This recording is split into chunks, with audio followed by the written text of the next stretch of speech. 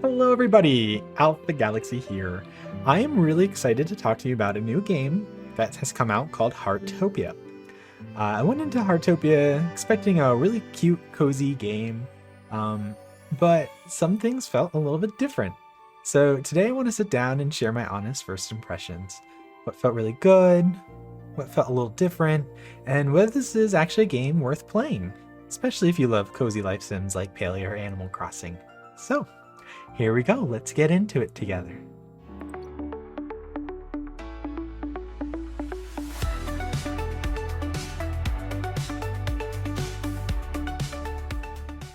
So Heartopia is a new life sim, and you have a lot of different things that you can do. They call these hobbies, and as you are progressing through your introduction to the game, you get to try different ones out. So far there's gardening, fishing, cooking, bird watching, catch insects, cat caring, and dog caring. And I have heard bird watching is a good one to do early on, once you get things settled. So, I have tried out a few of these, and I will say the gardening is really nice. I was actually honestly really surprised. As far as interacting with them, everything requires you to push F if you're on a keyboard. I do not know what it is on the phone. There we go. But here you're able to collect your garden.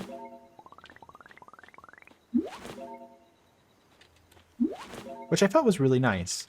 Now, just know that the garden is in-game time. So just make sure you plant accordingly. Right now, all I can plant is tomatoes, and you can see here that it says the growth time is 15 minutes, so that really wasn't too bad. One thing that's kind of interesting is your screen is always locked, so in order to move it, you have to kind of drag, like click and drag around to move things, which is one thing that can get a little bit of annoying over time, but it's a small thing compared to how great a lot of the rest of it is. The music's been really nice. I love the, magical feel about it. The watering is great. You just have to pretty much click it once and it works. And I do like that I don't have to hold down the option forever. So that mechanic's cool. And I'm sure it'll get more involved as time goes on, but that's really nice. Next, you can do some foraging. You have the option to hit some rocks, get some stone. You can also hit the trees. One thing to keep in mind is there's stamina here. I do know that some games require you to rest and stuff, and this one is one of those games. You can use up the stamina and you can recharge it by laying down. You can also recharge it by eating some food, such as like a salad that I have, and it will restore your stamina. However, I'm not far enough in the game yet to know if that will eventually come to a place where I can't play and I'll have to actually rest and charge for a while. Not quite sure yet, but that's just something to keep in mind as you continue on. Oh, one really important thing. So in this game, you're able to craft and decorate homes with other players. First thing you're going to want to do is jump into your tab here, settings, go under gameplay,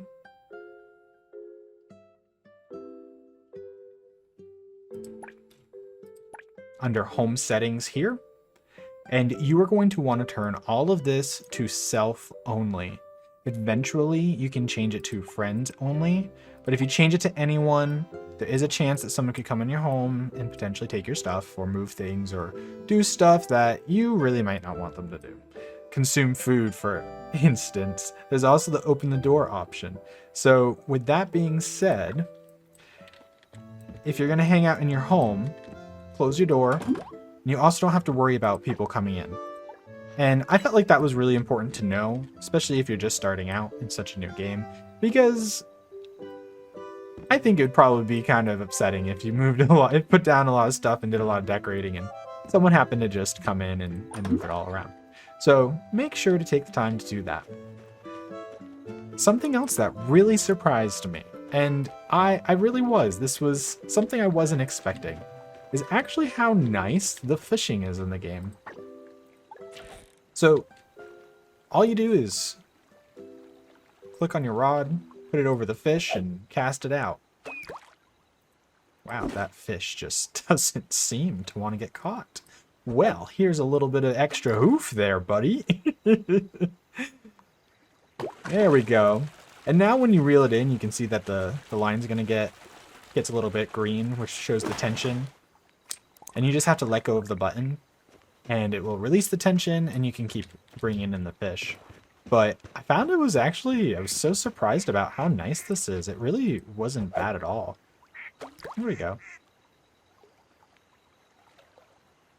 Hello, Mr. Fishy. Are you hungry? You are hungry. Whoop. Release that tension there. Release it again. Oh, almost. And hey, there we go. Common chub. And these do have different like star qualities and stuff. Amazing. Caught a new record of a common chub. And it seems like the stars show the different rarities of each item. So I liked that. It's really cool. You can also see that in your books under collections, it will show you all the different items that you've caught or things that you've done, and it keeps track of it all right there. So the next thing I wanted to go over that I thought was actually really awesome is how cute all of the cosmetics are and all the different shops you can come into. These cost gold, which, well, acorns is what they call them for currency.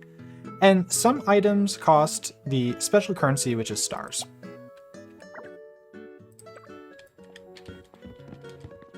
You also can get like furniture and stuff as well. But so far, I've been pleasantly surprised about how cute all of the different cosmetics are and all of the different things you can get. Which leads to the next portion of the gacha side of the game. If you have not heard of a gacha game, they call it that. It's a game where you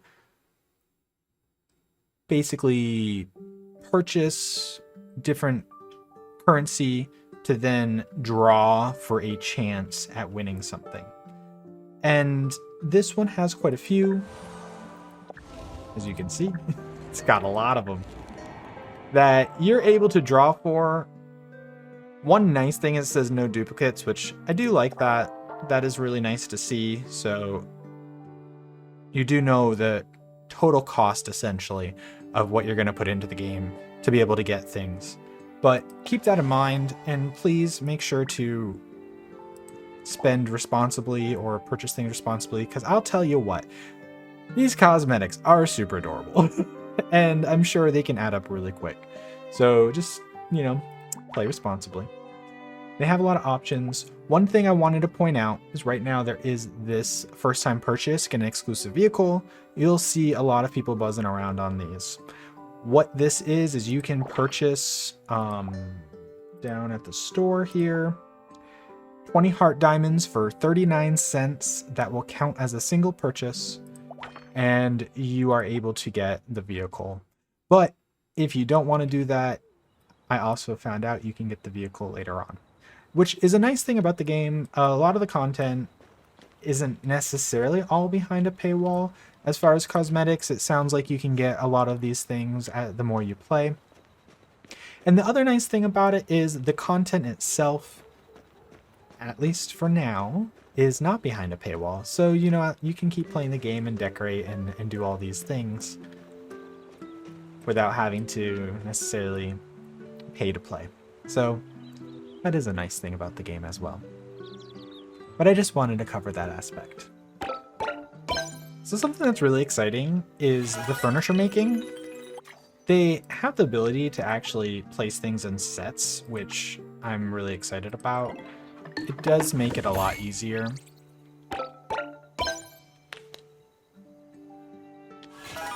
Woohoo! Thank you so much.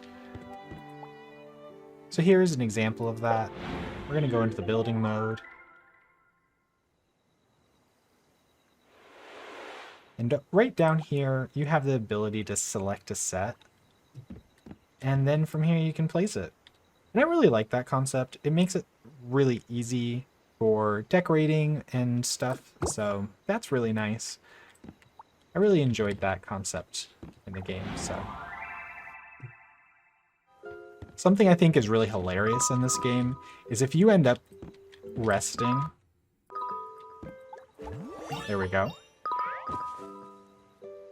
You can actually still answer the phone.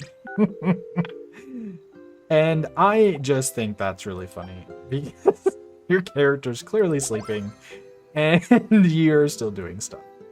So I thought that was just a kind of a little funny thing. Lastly, when you're getting into all the tabs and stuff, just know if you don't like the little dots telling you got things, just know that they will let you know about every single thing that you do get or everything that you do find. So just know that that is something that happens. So cool. I know I still have quite a bit of the game to go as far as exploring and stuff, but at a first glance, I am curious and I am excited to try more. I feel like if you enjoy Palia, Animal Crossing, or Stardew Valley, it'd definitely be worth giving a try. It is free to play, and you don't have to get into the gacha system. So I'm excited to try more and see what kind of other things I stumble upon as I delve deeper into this game. I hope you guys enjoyed. I would love to hear your opinions and ideas about the game, if you've enjoyed it, if you've already played it, and even if there's other games you'd like me to check out. So thanks again for watching, everybody, and I will see you guys all next time. Bye-bye. Thank you all so much for watching. Please remember to like and subscribe to my YouTube here for future content. And if you want to catch out my live streams, you can follow me here on Twitch as well. Thank you all so much.